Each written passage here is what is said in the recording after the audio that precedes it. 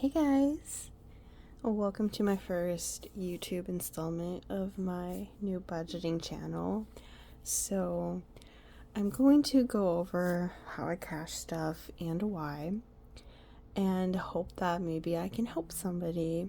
So digital banking does not work for me personally because I'm not seeing it dwindle. I'm just saying, oh, it's 20 here, 10 here, and before I know it, oops, all of my money for the car is gone. Oops, I just blew through $500.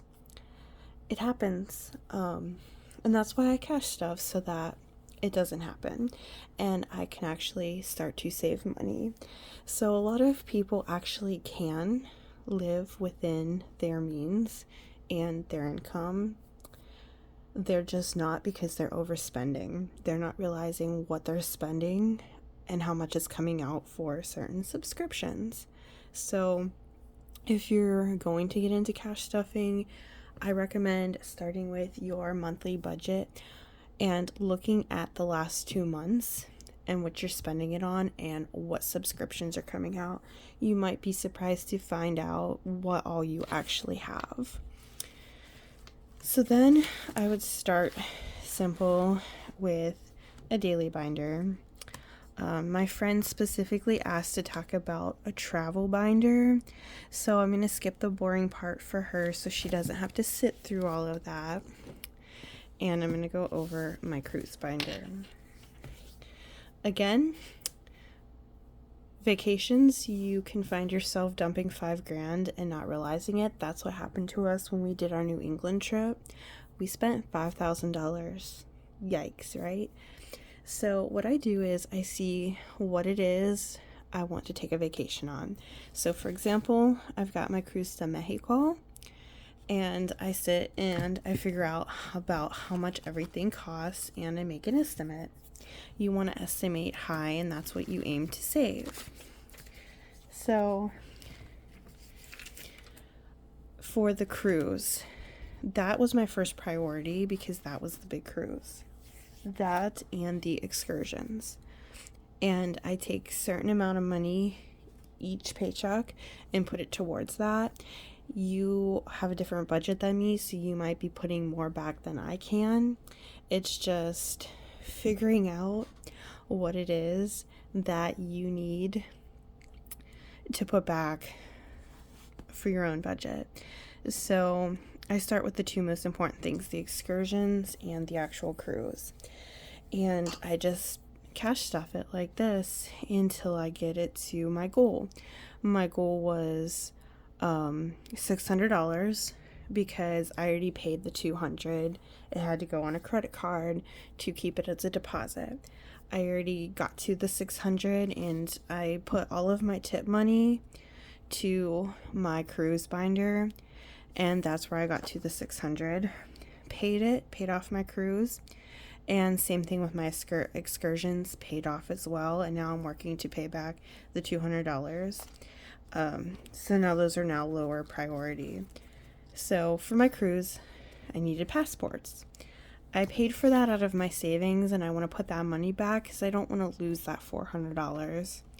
So again, low priority, but I'm working towards it.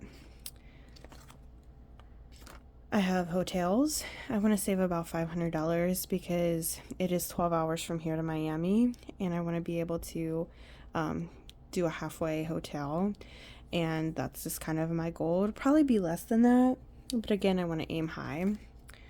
I have pet care. It's going to be about $1,000. This is the next big one that I'm working on, and I currently have $140 in there. Gas to get to Miami and back. For food, I have free food on the cruise, but we're probably going to want to eat when we're in Cozumel and to Miami and coming back from Miami. So I have the food one. Gifts. These are gifts that I might want to buy for friends and family. Luggage. I needed new luggage. Again, put it on the card, and I gotta pay myself back, and I have $28 in there. And then, of course, I have a splurge fund. So that is a very low priority. I have $24 in there. And it's just focusing on extra things that I might want, like a souvenir, stuff like that, casino money, drinking money, whatever.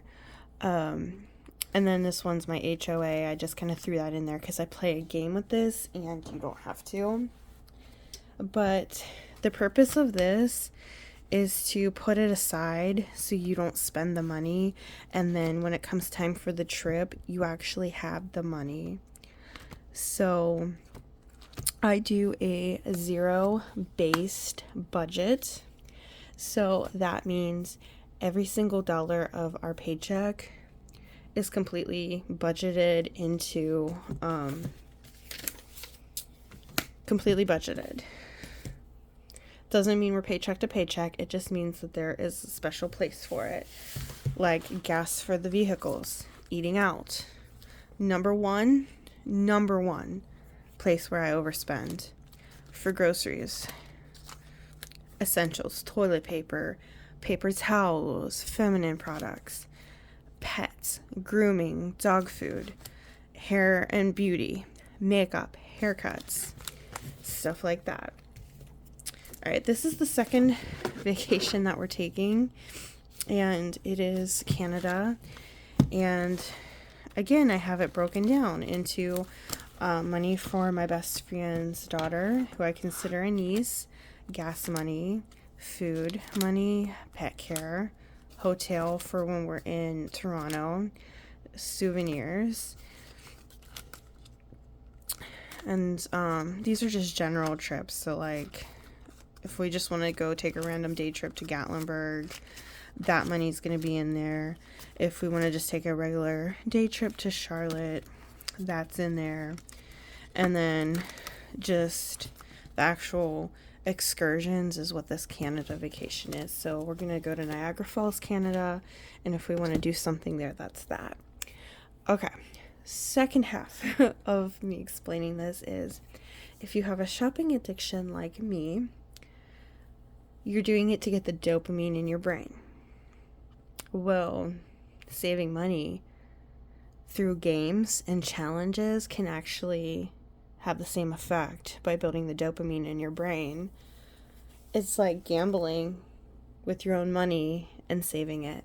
So I always have my savings challenge binder, and I play games to save this money, and I put that into my cruise fund, my vacation fund, or a sinking fund. A sinking fund is things that you might want to save for. Costco trip, maybe house maintenance, car maintenance, stuff like that.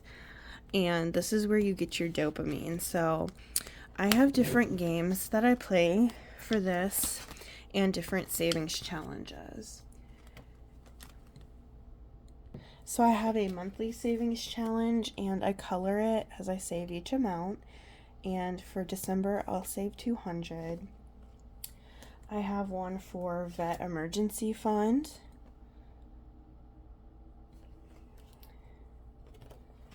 And then I have different ones. I have a scratch off where I scratch and I have to save what's underneath the scratcher. I have this one from Bria.Snyder where you pull a state, you look up the price of gas, and you multiply that times 10 gallons of gas. So if gas is $3.30, you'd save $33.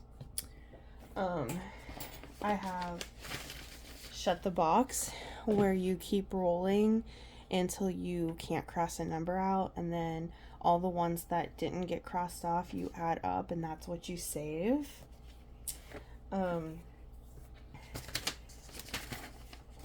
there's different games that you can play. You can make your own. Let me show you one that I made. So this is just a regular game I have at home. It's called Bingo, and I pull a card. So maybe I'll pull this one.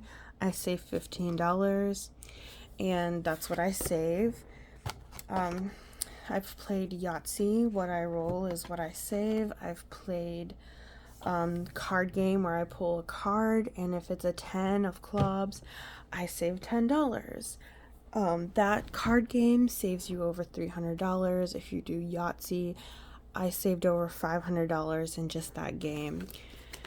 And then once you finish a challenge, so say I complete all of bingo, I take that money and reallocate it to what I want it to go towards.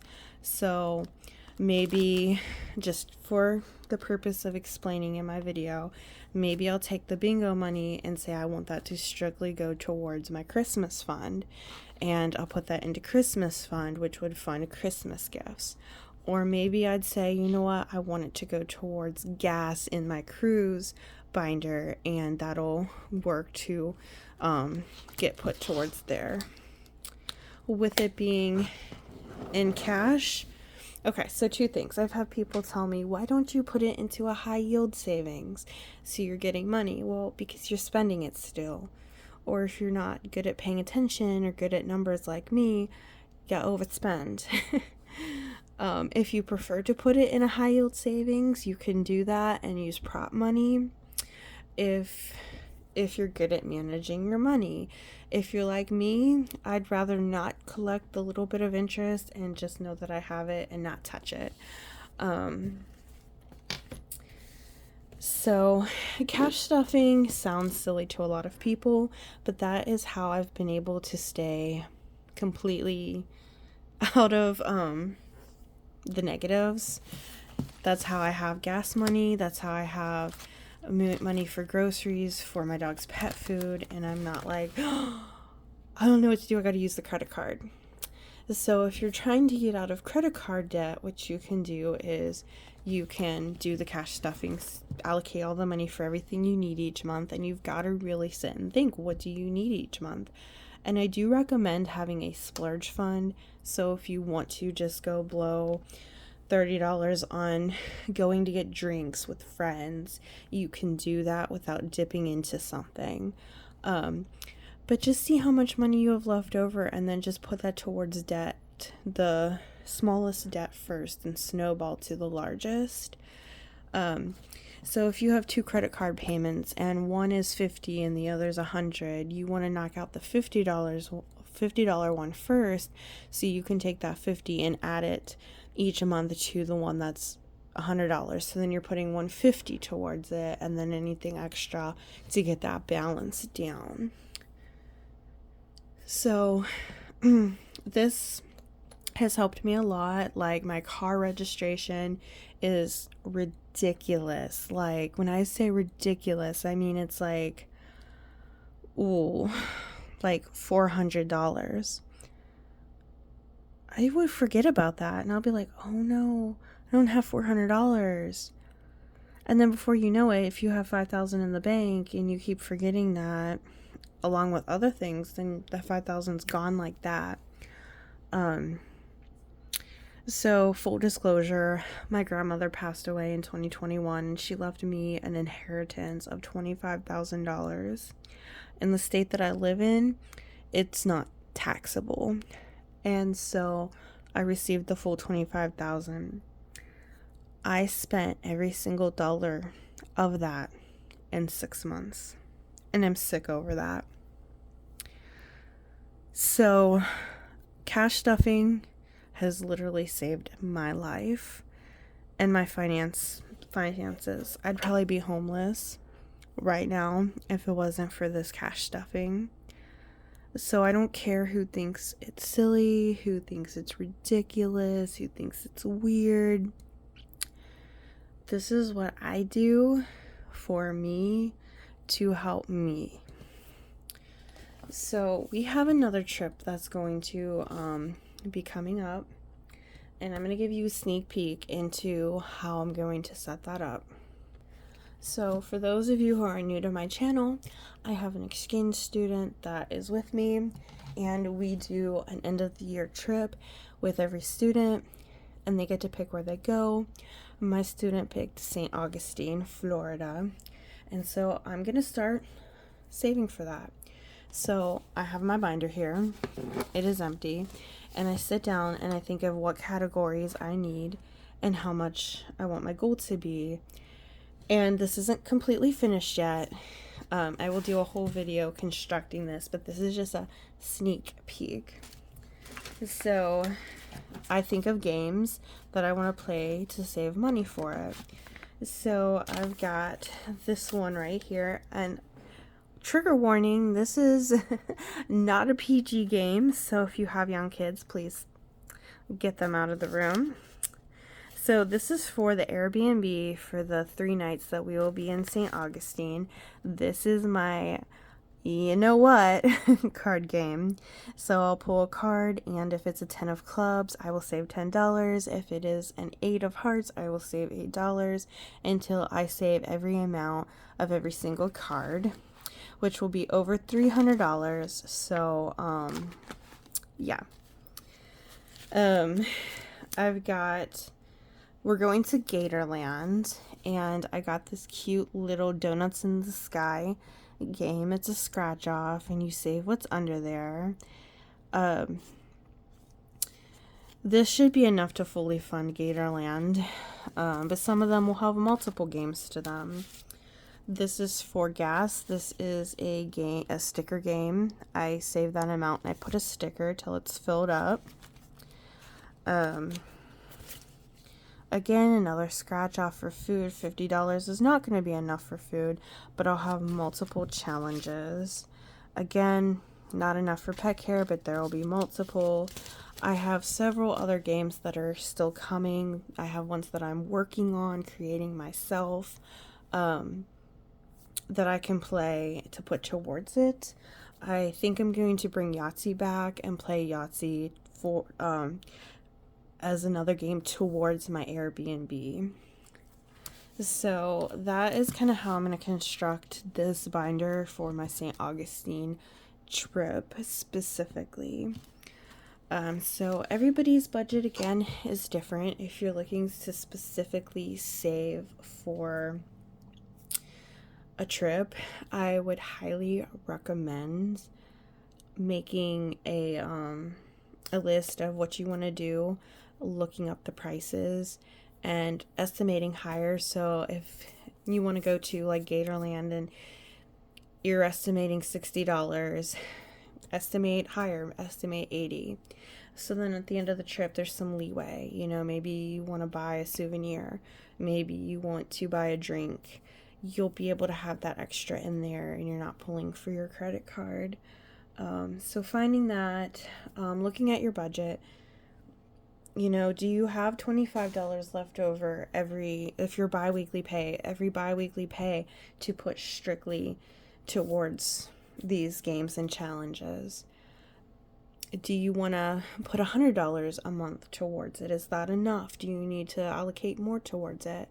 If you're a 2-income household, maybe you can dedicate $500 a month towards this, vacation binder. Also, don't be afraid to reach out to specific places and ask, hey, if I promote this on social media, can I have, a discount or whatever? I've been doing that with my exchange student, hey, this is an opportunity for her. I can post on social media. A lot of them will give discounts, so don't count yourself short on that. Ask if you're military, ask if they have a military, law enforcement. You will be surprised how many people actually do offer some sort of a discount. So that is just a little summary of how to get started, why I do what I do. This is kind of my introduction video. If you haven't already, give me a like and follow on TikTok as well. It's called sunflower_budgeting, and that's where I do all of my cash stuffings for every piece of income. I am a pet sitter and I cash stuff that. So I hope you guys enjoyed this video, and thanks for watching.